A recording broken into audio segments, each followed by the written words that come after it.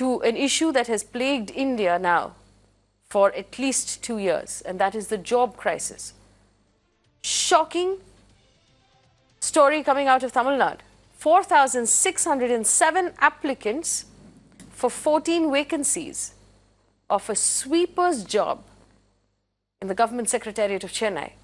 And a lot of these applicants are postgraduates and engineers. Take a look. On the debate tonight, more proof that India is staring at a massive job crisis. This time in Tamil Nadu, over 4,600 candidates applied for 14 sweeper jobs in the state. Among the applicants are postgraduates, graduates and MBAs. We do have the proof in our hand. In fact, this particular list shows their names, their actual date of birth, their age, and there you have the qualification. If you could see in number 555, the person has completed BCom. We have engineers also, BE, another BSc. This is not the first such instance. In the last 2 years, we have seen many such instances whenever the government announces recruitment. Despite proof pointing to a job crisis, the centre still claims enough jobs are being created to employ our youth. Several analyses across sector we've tried to do, and to our mind, good number of jobs in the region of 7.5 to 8 million jobs are getting created. We asked India, are there enough jobs, and is this phenomena of disproportionate job applications only for government vacancies? Most of us, when we get graduated, for our post-graduation, we prefer going abroad and taking a job over there because we know we might get an opportunity over there, which is much better than what we get over here. There is job unemployment, and this amount of jobs being created by the government is not enough for the people living in the particular area. Mirror now asks, where are the jobs? If government claims there are enough jobs being created, why would over 4,000 people, many of whom overqualified, apply for 14 sweeper jobs? Let's debate. Well, it's a very simple question.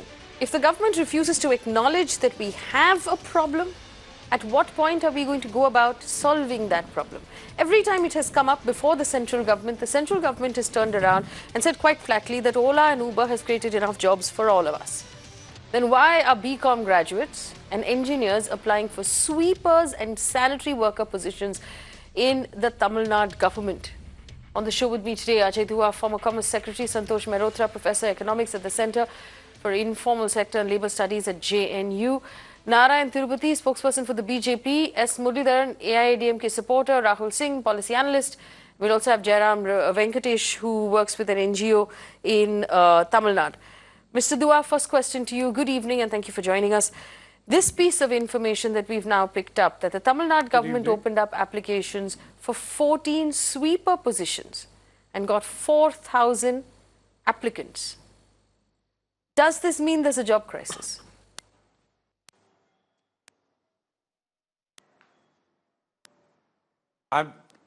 It's difficult to disagree with the conclusion, an obvious conclusion, that if there are 300 times the number of the vacancies and the applicants' number is as large as 300 times, as in this particular case of recruiting sweepers in Tamil Nadu government, that the country is certainly facing a job crisis, somewhat of an unprecedented phenomena in the country. However, having said that, the extent of job unemployment probably doesn't quite get reflected when one looks at the anecdotal data only about government jobs. There is a tendency, particularly in developing countries like India and many others, I would say, where the job security offered by governments or government agencies attracts far more people than it should be attracting. There might be some, this doesn't mean I'm saying that every job in the private sector also attracts as many as 300 times the number, because ever since we have, why say ever since, now for the last couple of decades for sure, ever since we started off with the liberalization process in early 91, we do see a swelling of ranks of people taken on contract labor, the people who are turned around before 240 days are completed in a job, and part of the reason for that being that hire and fire policy government has not been able to bring about, and there is lack of flexibility in labor recruitment. But that's no excuse whatsoever. I would like to mention in the fact that enough jobs are not being created anywhere in the country, that the recent data of 6% unemployment or 6.1% unemployment, which supposedly NSSO had found and then recommended it to the government for release, or the government did not release it, is certainly a correct figure. If anything, it might be underestimating the real extent of job unemployment in the country, because we do not have too many people in the farm sector particularly who are fully unemployed, but a large number of them are underemployed. Professor Santosh Mehrotra, I just want to go over Amitabh Khan's press conference, the day before the budget announcement, when we were talking about jobs in reaction to the Business Standard article. He said this: Ola and Uber cab businesses both have created 2.2 million jobs. You can say that 15 to 20% between Ola and Uber, not everyone is registered with both, and he basically credited Ola and Uber for most of the job creation. Then he went on to say, you obviously can't be growing annually at 7.2% and saying that there are no jobs in our economy. To my mind, the problem is with the lack of good quality jobs. There's a wages problem, and there's a big informal sector in the economy. Professor Mehrotra, my problem is not just that there were 4,000 applicants for 14 vacancies. My problem was that of those 4,000 applicants, most of them were graduates, postgraduates, and engineers. And if they are applying for sweeper jobs, that I'm assuming is not because a government job offers them more security. Will the government, or do you think it's time the government acknowledge that we have a crisis?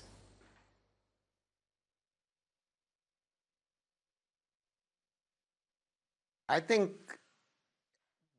there has been a crisis for several years, and the data was showing it, and the government has not been willing to recognize it, and it's behaving like the ostrich. So let me make 2 or 3 points, Faye. Let me respond for each of the points that Mr. Kant has supposedly made. One, that Ola and Uber are creating 2.2 million jobs. I completely reject that notion for the following reason. First of all, these were all drivers who were driving earlier. They were simply underemployed, and they are now they're working harder. In other words, they're working more hours in the day, and therefore their earnings have gone up. So it's not that they've created new jobs. Point one. Point two, both the CMIE data, which is on a sample size even larger than the National Sample Survey, plus my own analysis of the Labour Bureau annual survey, which has a sample size larger than the NSS, plus the NSS, all three capture informal work, and Ola, Uber are informal work. In other words, all three sources that I am now citing and that are now pretty much in the public domain prove beyond a shadow of doubt that when Ola and Uber type of jobs and Mudra type of jobs, or self-employment, because this is all self-employment, and self-employment is captured in unorganized sector jobs by these three sources, all these three sources are suggesting that the jobs that are being, no one is saying no jobs are being created. Of course jobs are being created. If new people are joining the labor force, they are doing something.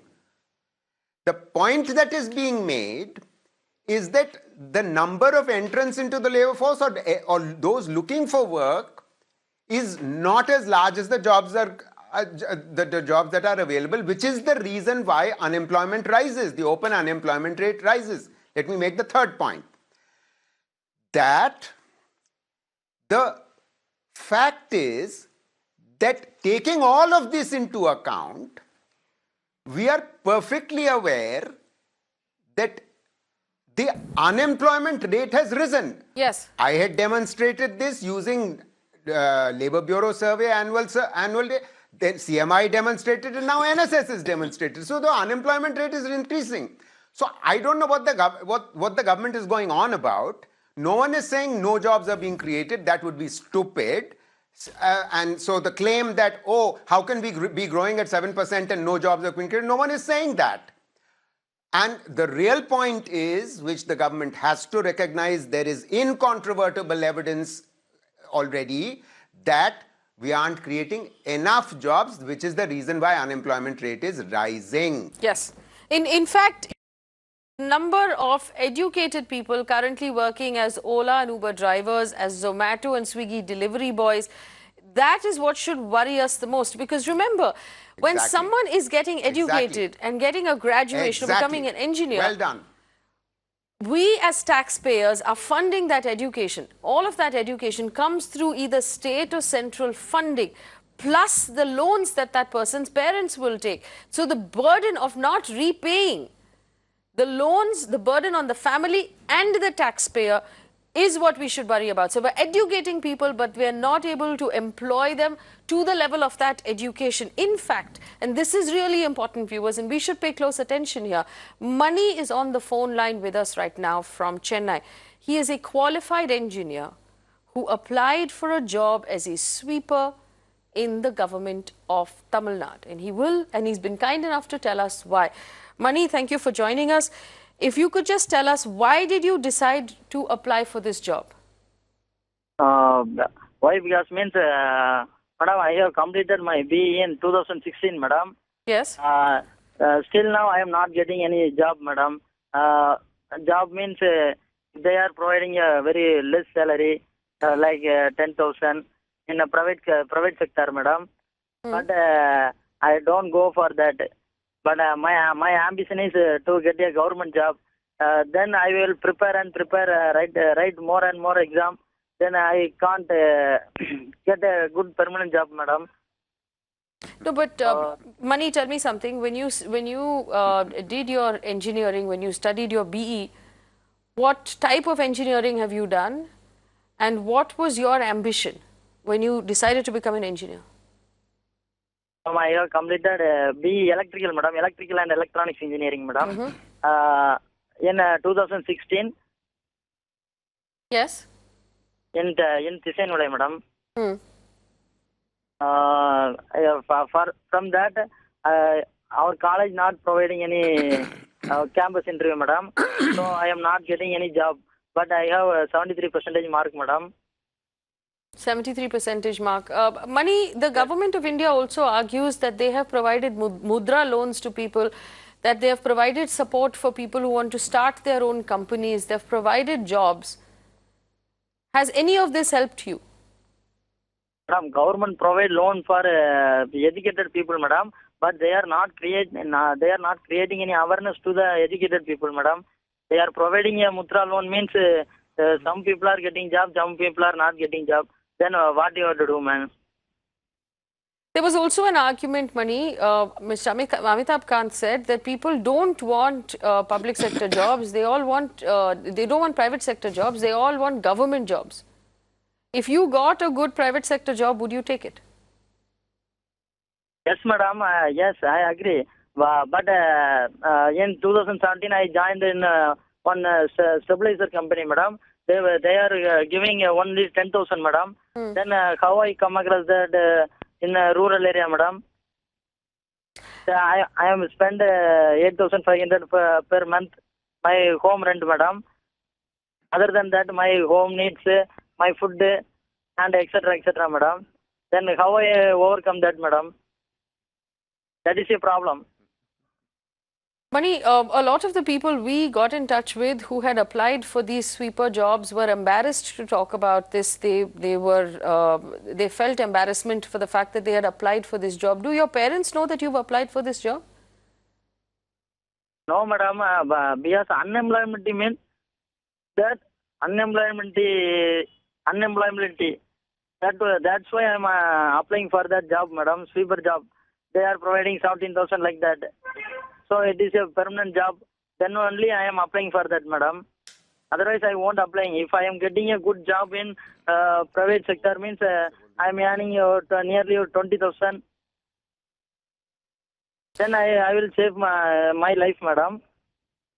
So, Mani, for a difference of 7,000 rupees, you're actually telling me right now that the private sector is offering you 7,000 rupees less than a sweeper job in the government of Tamil Nadu. And you haven't told your parents that you're applying for a job as a sweeper. If you get the job, will you inform them then that that is the job you're doing? Yes, madam. Nowadays, increase the unemployment. Then what I have to do, madam? Nowadays, increase the number of graduates increase. The people like complete BCom, BA, MBA, BE. Have no choice but to work as a sweeper. And finally, Mani, what about your classmates from your BE college where you completed your engineering? Have any of them got jobs? No, madam. They are also searching for job, madam. That's why I'm telling, madam. Okay, Mani, thank you so much for joining us on the phone line. That was Mani, an engineer with a BE degree, and it couldn't be clearer than that, with a BE degree, who has decided to take a job as a sweeper or apply for a job as a sweeper because it pays 7,000 more than the job a private sector company was offering him that couldn't cover his expenses, his rent and his food costs. Now I'm going to open this back up to the panel at this point. Mr. Narayan Tirupati of the BJP, who joins us in the Chennai studio. Mr. Tirupati, the BJP promised us jobs. It promised us over 1 crore jobs. Those jobs have not materialized. Today we have a situation where engineers are applying to be sweepers. Is the government prepared to accept we have a problem?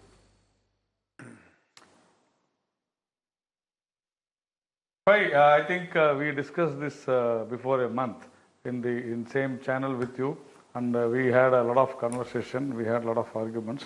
But once again, I am very sorry to say that this is a decades old problem of bad quality education. That I stress. The other day, you had a lot of argument against me on this. Again, I am telling you, when you are talking to Mr. Mani, you would have definitely sensed that, you would have felt that. The bad quality of education is definitely had dented everything. Number one. Number two, hang on, is that Mr. Muralidhar, Mr. Tirupati, are you deciding Mani's qualification or education based on his quality of English? On what basis have you decided that he's not well enough educated? No. And is that the quality of English you prefer for your sweepers in Tamil Nadu? Five. He was telling that he was working in a stabilizer company. You should have asked him, he was working as what? He would have worked as a sales representative, not the degree, the engineer. He is an engineer basically. But 73% he is not getting the job because graduate there are engineer, more number of Mr. Tirupati, whose responsibility is it to improve the education system? Whose responsibility is it to improve their education system? Yes, that is what. Yes. All engineering colleges report to whom? We will bring new education policy. All the opposition parties are trying to criticize and trying to stall it. Yes, we have been doing this for the last 2.5 to 3 years. The entire opposition, so tell me something. Media, you have a hue and cry on this. Mr. Tirupati, you have currently a brute majority in Lok Sabha. You bring in demonetization as and when you please without anybody's advice or anybody's consultation. The government has hammered through bills that it had no business hammering through the parliament. And you are telling me you couldn't do education reforms? You couldn't bring about health reforms? You are telling me that people like Mani today, after investing in a BE and becoming engineers, are applying to be sweepers because it's their own fault? Because the education system has failed them? No, it's because the government has failed them. Because the government has not done better. What have you done with the brute majority that you received in Lok Sabha? What has the BJP done? Tell me. What have you done to improve the lot of the young people in this country? Yeah, I will definitely tell you, but I don't want any interruption. See, number one is that you asked me what is this government has done. See, there are 138 crores of people living in India, out of which there are around 38 crore between 0 and 14, 1 crore. It comes to another 7 crores of graduates, people studying in colleges, 93 crores. Come down to another 7 crores, above 60 years, it is 86. Come down to another 48 crores of women who doesn't want to work, who are not working, housewives. That is, out of 48.5% of total population, women are there. Out of that, 71.5% of women, they don't go for work. And if you calculate, the people who are there, who can get jobs, who want jobs, are around 43 crores. Now, people say, even the opposition says, media says, there are 40 crore unorganized employees in India. If we are going to go by that statistics, then already there are 53 crores of jobs in India. So I think you are clear. And another so thing is that... No, one second. So you're saying there's no job crisis? This education is in the There's no job crisis. No, According to you, there's no problem. We have no problem. Let's all make pakoras, Mr. Tirupati. Why don't we call Mani back and tell him that we will get him a pakora class. We will teach him how to make bhaji bonda. Let him make pakoras. It's a good job option, right? No. Anyway, you are also giving now pensions to these unorganized people who you have no idea where the data is and who these people are. No, it is very easy to mock. Faye, it is very easy to mock. It is very easy to ask questions. I have very clearly told it is our mistake. It is the government's, not our government's. It is the government's mistake.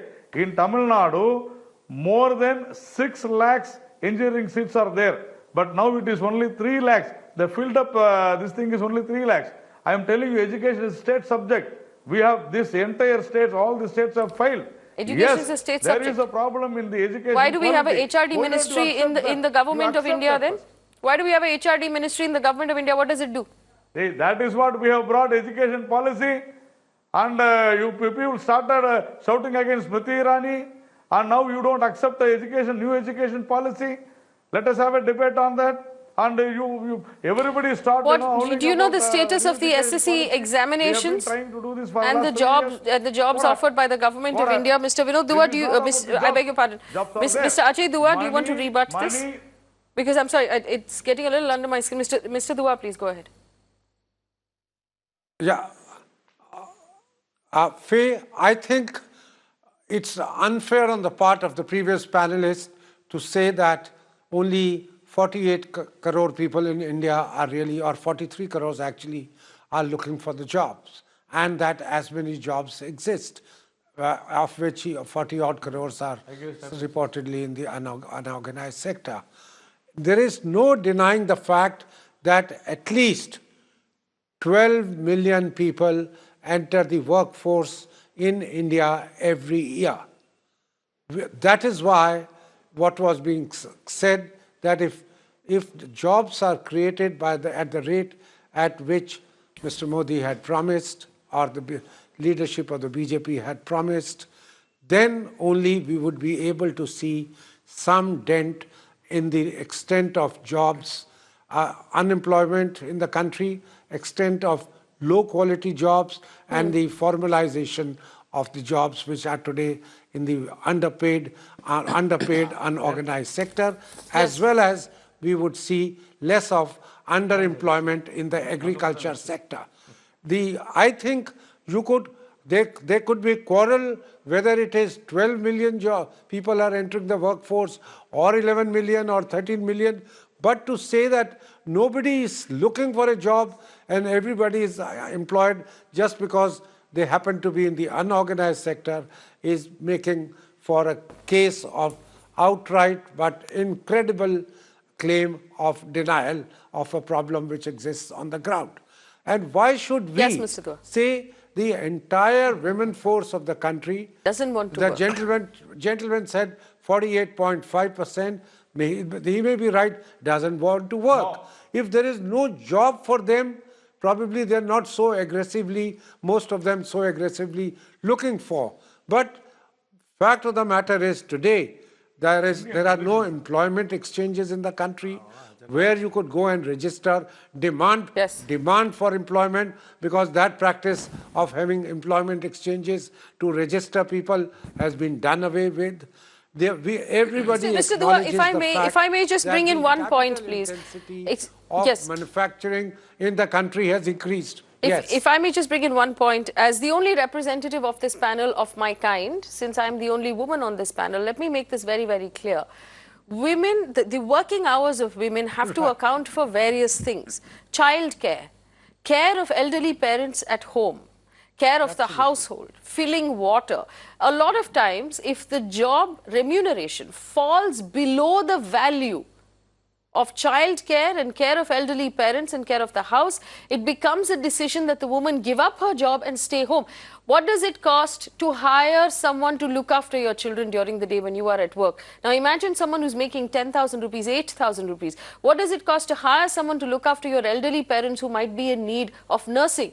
The call that is taken by the family is that the woman has to give up her job and then stay home, because it's more cost effective to do that, which is why when the job crisis dawns, women are the first ones to lose their employment, because the salary falls below what is viable for them to maintain. And that is something that all men in all offices need to realize, that when you go home, you get to kick off your shoes and watch television. When a woman goes home, she has to put food on the table, get the homework done, and make sure the kids are ready for school the next day, not to mention looking after elderly parents. So put those lenses on before you make any decisions. My next question is to Rahul Singh. Rahul Singh, I found something very interesting when I was looking at these documents which my colleague Pramod sent me from Chennai.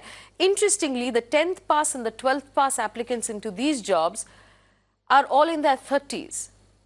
But the BCom, the BE, the BSc, the BA applicants are much younger. They were born in the 90s. They're recent graduates, which means the recent graduates are far more desperate at this point to find jobs, Rahul Singh.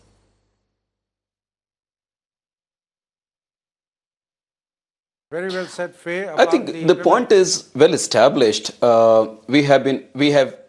Yes, Rahul Singh, please. We have debated these issues in past as well. One point is clear. We have to recognize that there is a problem. I think you started with this statement. We have to accept that there is a problem. If we accept it, I think there are certain things as far as solution 1, 2, 3 are concerned. There is a possibility to look at it. Number one, if you connect one of the points which I made in one of the previous debates, please do not look at the job only from point of view of creation and then we wait for people to come and join it. We have to have a right kind of connection with the population policy, education policy, and job creation, which is also to do with the employability quality. You know, some of the panelists also already mentioned about it. I think it is between 95 to 2000 when we started growing our population actually, and we were in, it is between 2000 2010 we were increasing the enrollment ratio in the universities.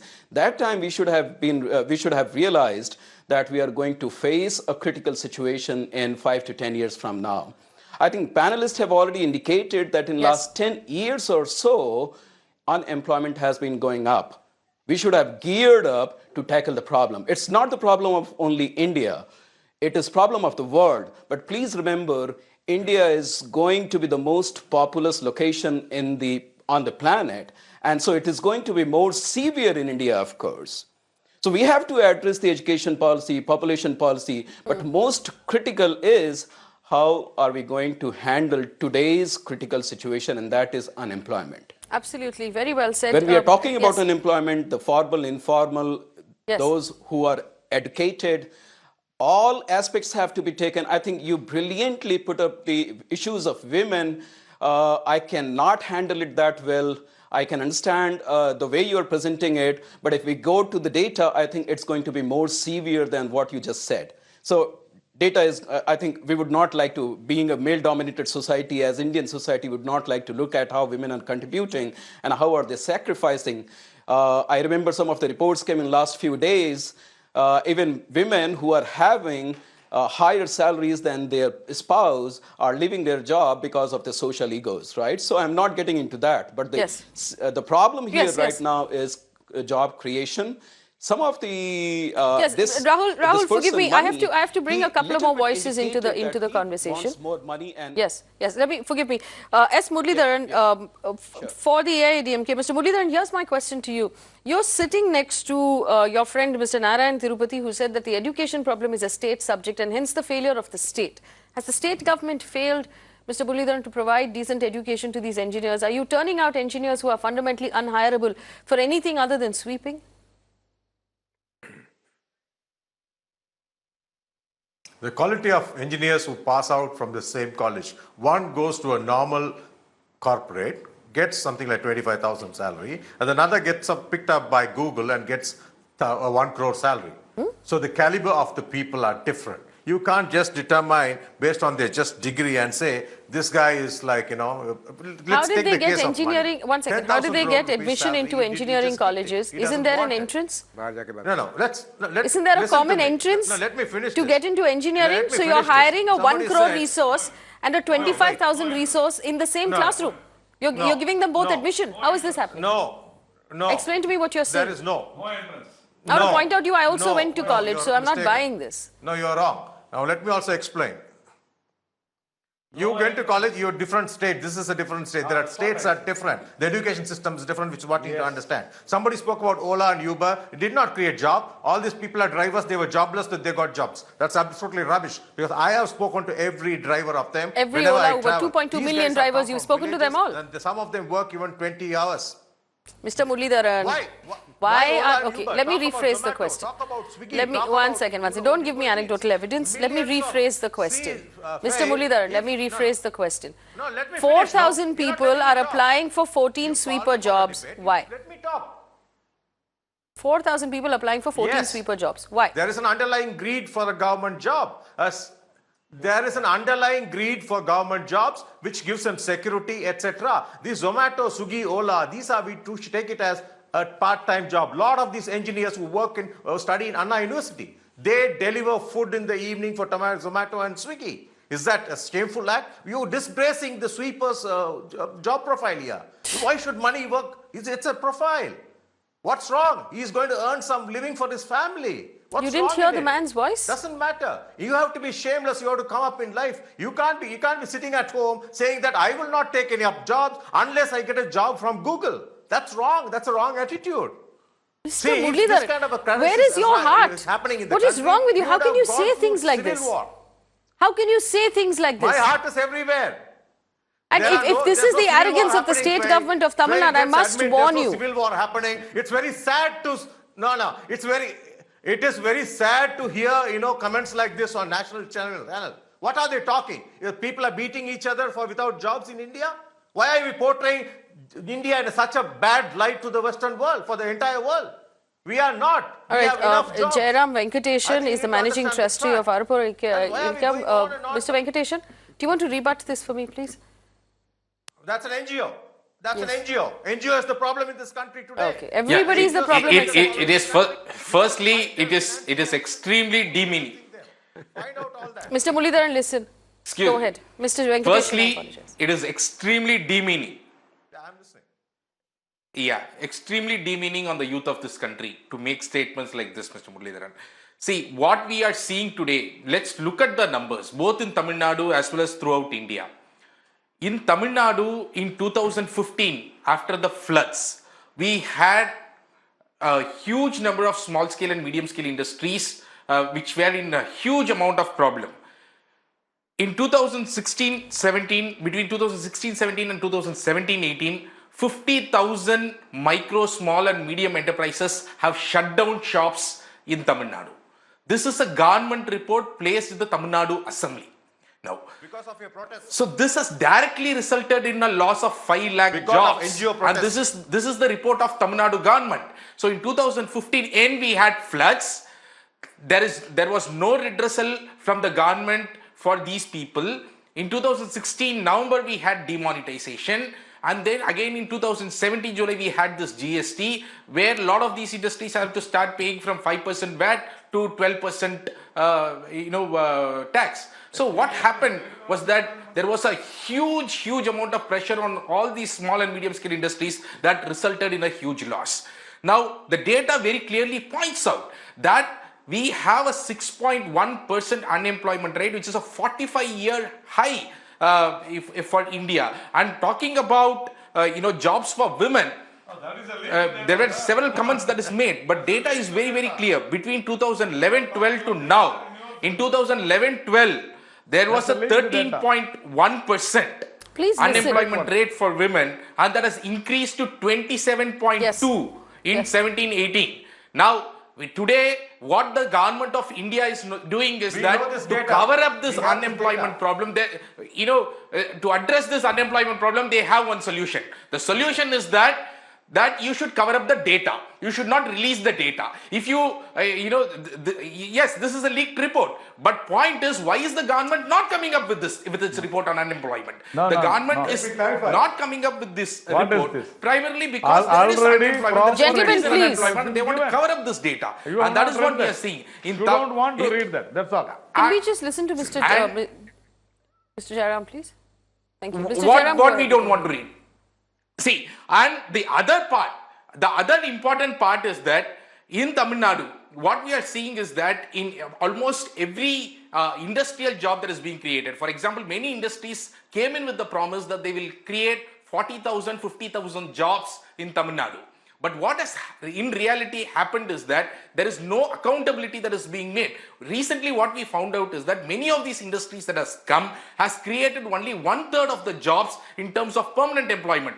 2/3 of the jobs are in terms of contract jobs and other things where people are thrown out after 1 or 2 years. And so there is no real job for the youth of this country. They are thrown out and other people are taken in. So people are left jobless after a few years. So this is the state of Tamil Nadu that we live in, and the data today that 4,000 people applying for these jobs, 350 of them graduates applying for sweeper jobs tells it all. And the numbers is right on the face of the ADMK and the BJP, and if they refuse to acknowledge this problem, there can be no solution. Well, I want to take these questions back to Professor Mehrotra. Professor Mehrotra, I just want to encapsulate the things that we heard from the representatives of the BJP and the AIDMK. There is no shame in taking a sweeper's job. The problem is NGOs. We have enough jobs. B, graduates applying as sweepers because they are greedy for government jobs. There is a problem with the education. There is a lack of talent and capability, and women don't want to work. By far, out of the 1.5 years of jobs conversations we've done on this channel, these are the worst excuses I have heard. Professor Mehrotra.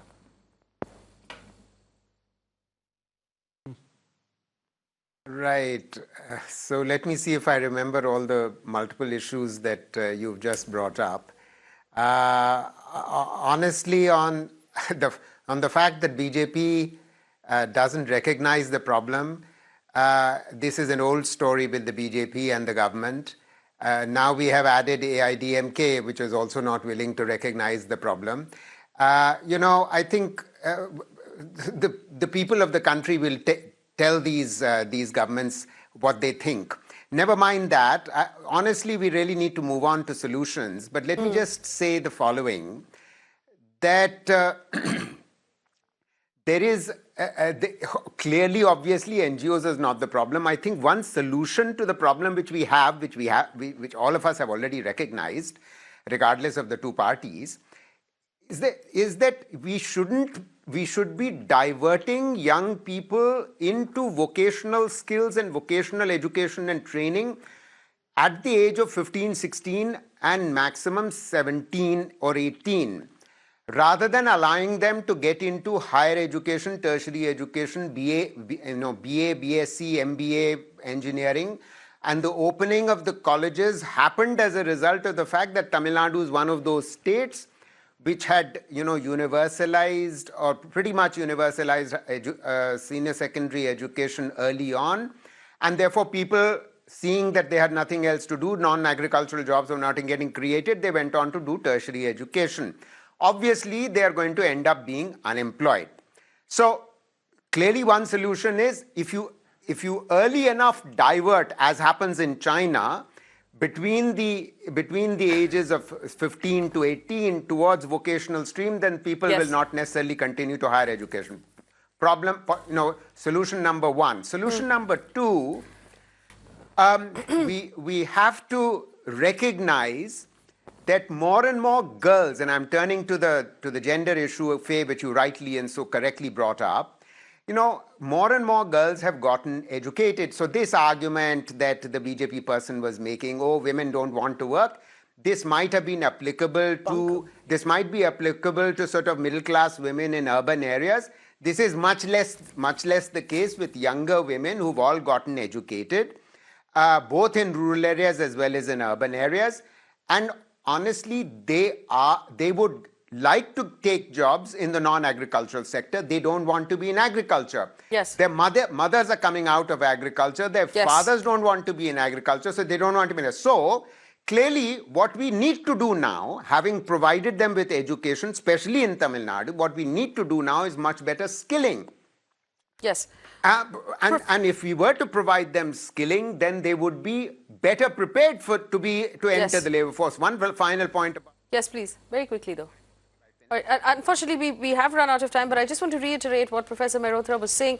The government's assumption that women don't want to work, and which is why they're outside of that labor force, is completely false. It is a fallacy to assume that women don't want to work. Do you realize that every farming family in 60% of the population of this country, women go out into the fields and function like unpaid farm labor? Apart from running their homes, apart from fetching water, apart from caring for the very young and the very old of their families. When there is a job crisis and when there is a crunching of the number of jobs available in the market, the women are the first ones to be left out. Remember companies that don't hire women out of fear that they might go on maternity leave. Remember companies that don't hire women out of fear that they might face sexual harassment problems going. Companies that continue to hire men because of a lot of the jobs would require travel or physical labor, and they prefer to hire men. Women have been workers in this country from the very, very beginning. Do not blame your problems on us. If 4,607 applicants who are graduates and postgraduates have applied to be sweepers in Tamil Nadu, for heaven's sake, we need to realize we have a serious, serious problem in this country. For as long as the government, centre and state pretend to be in denial, stick their heads in the sand, we will not have a solution. And that to us should be the scariest part of this story. Thanks for watching.